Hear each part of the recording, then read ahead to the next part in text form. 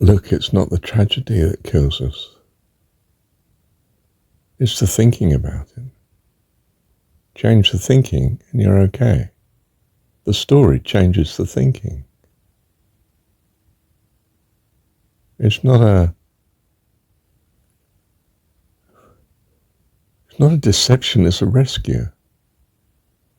It puts your thinking into some semblance of order where you continue in the fullness of life, as opposed to a living death of regret, of despair,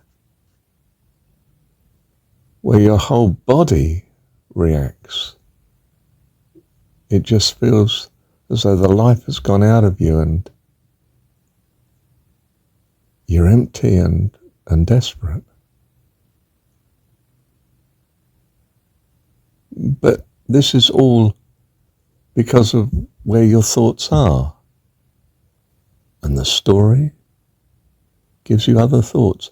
You know, even if you, in such circumstances, sit and watch a secular film on the telly or on your phone, computer and so on, it takes your mind off the tragedy that you're living to live something else.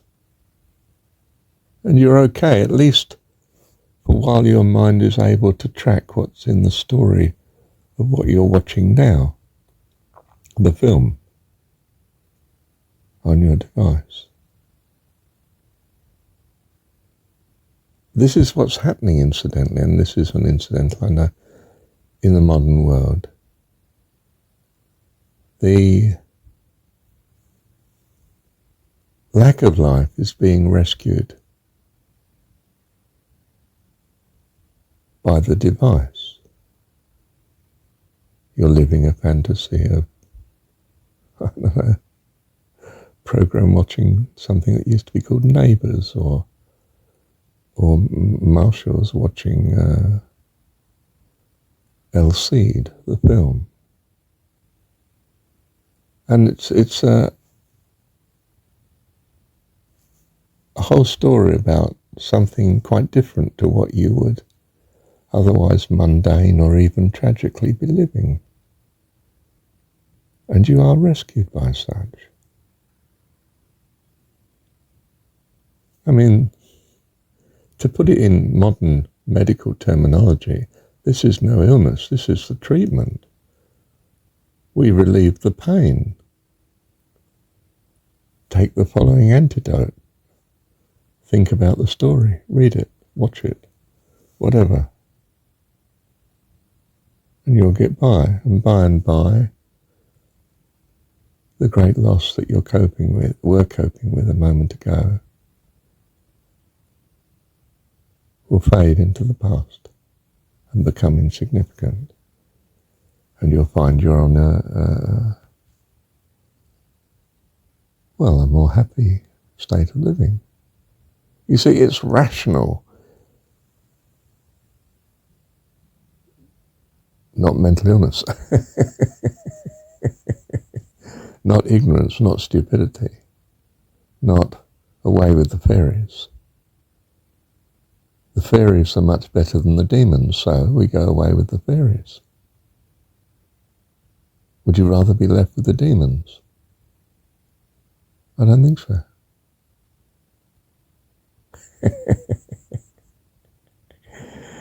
Thank you, Heavenly Dad. Well, that's it from a cold philosophical type point of view. But it's not the reality when you do it. When you do it, you find life starts to knit together. You start to feel the rescue. You start to have life again. You start to have miracles. You see the good. You couldn't see any good before. There was nothing but despair.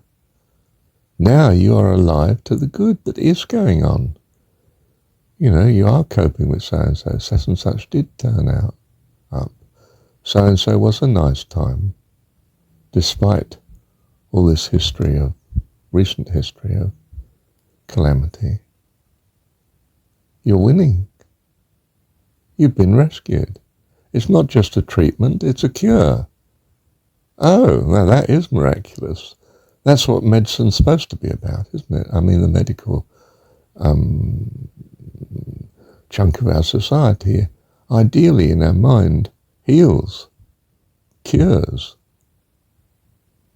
And then when we reflect philosophically, we determine ways in which we might never get ill in the first place, how we can avoid the illness.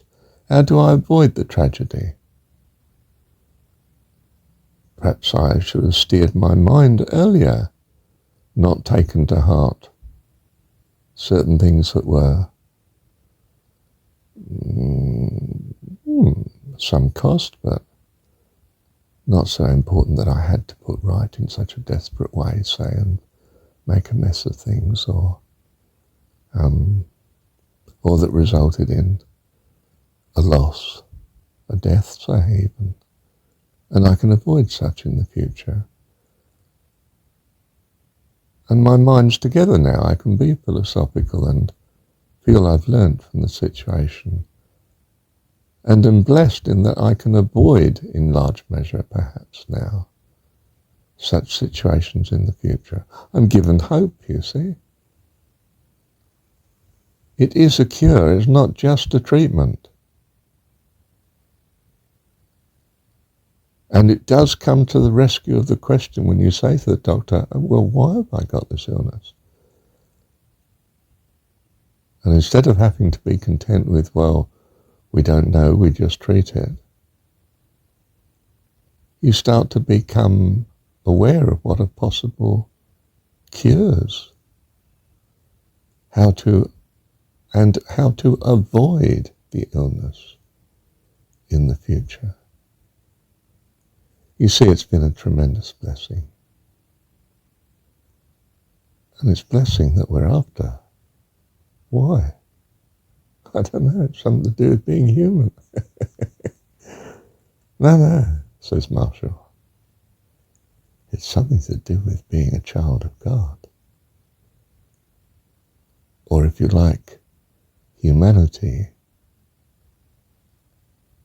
is just a child that's going to become fantastic